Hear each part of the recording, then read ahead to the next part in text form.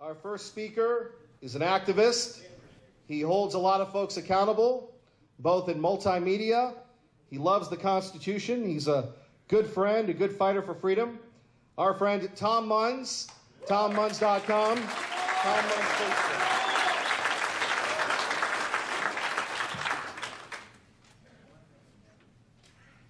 You know, when I first walked in here, I thought if I could just get a few moments in front of that microphone. I didn't know if he was serious in having me in the panel.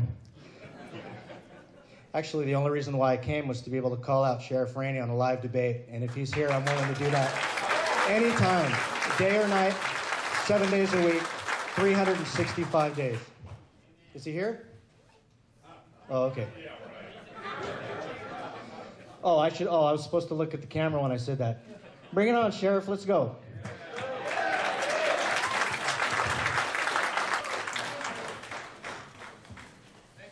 Anyway, like I said, thank you guys for coming.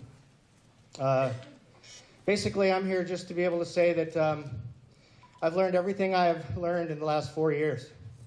I grew up in a public school. I had no idea about what patriotism was. I had no idea what living a cause and watching and knowing what sacrifices people have made that have made freedom available for me and my kids.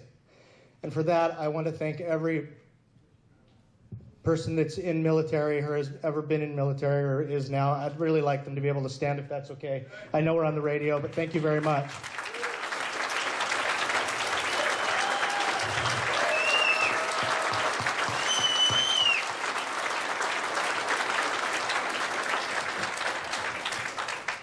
I was actually signed up for the Air Force. My dad told me that I couldn't come home because I was such a twerp. So he told me that you needed to go down, swear oath, and you're not allowed to come home till you did. I actually signed up for a delayed enlistment program. After a few months, I realized that I was putting a tremendous target on my forehead, and I did not have the, I don't know if I can say testicular fortitude on the radio, but you guys, in the last 4 years, I have a firm understanding of what we're fighting for and what's ahead, and I will not back down.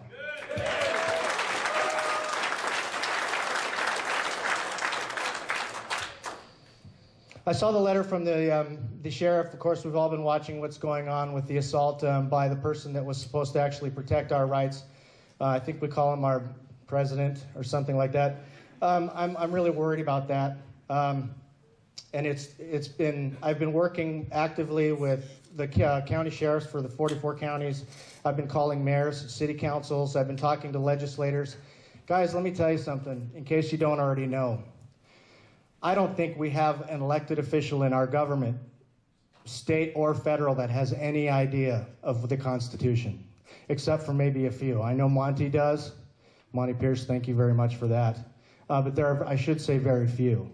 And I've put myself out there to be able to challenge the authority of any government agency, entity, political subdivision, to be able to call them out, to be able to ask what exactly form of government do we actually have today? Because where is it that the citizens are criminalized? We've got as far as I can tell from my limited studies, our history dictates the fact that governments were created to protect the rights of the people. Governments were created to protect the rights, not to be able to protect us from ourselves, to protect the rights of the people. The Bill of Rights, as I remember, was something about having to do with the ambiguity of the Constitution and the anti-federalists in order for them to be able to join into the national or the union, made a declaration on the government on these are the things that are absolutely not to be interpreted or restricted.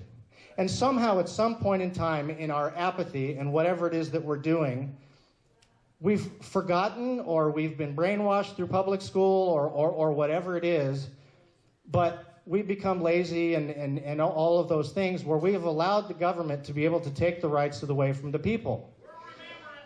What we need to do, guys, is to be able to finally stand, okay? We need to understand the creation of the Bill of Rights was to be able to guarantee the right to bear arms, okay? It's the right of freedom of speech, and it's all the rest of them, okay? And it means that you should be able to, and this is going to make some people really mad, but that's okay because we can debate about this later. You know, guns don't kill people, like Kevin said, any more than spoons make people fat or cars kill people. Inanimate objects can't kill people. You're going to get the argument from the left that basically says, oh, well, it's about killing people, it's about this. Let's understand where the crux of this argument is, okay? The argument that we need to be standing on is not how many people have died with guns or anything else for that matter. It's a matter of right. It's a matter of authority that is inherent in the people and not in our government, okay? We need to be able to stand together, and we need to be able to stand on the principles that the inherent power is in the people and not in the government. And excuse me, officer, you don't have the right to be able to ask for my firearm. You don't have the right to ask for my firearm. That right is inherently ours, and until we violate that and commit a crime, that is when they probably have the authority to be able to think about taking them away, as far as I can tell. The idea, you guys, is that our law enforcement now is used to be able to protect the state. It's not used to protect the people. You go into court, our judiciary is corrupt. Our executive branch is corrupt. Our legislative branch is corrupt. Heck, you go in and fight a ticket, people are filling the courtrooms with these things, and they're getting slammed for a complete violation of the Declaration of Rights that hasn't even gone past page 1 of the state constitution. So anyway, without taking too much time, I'm fighting like hell. I'm not backing down, and I think we could all use as much support as we can possibly get. And so thank you for your time.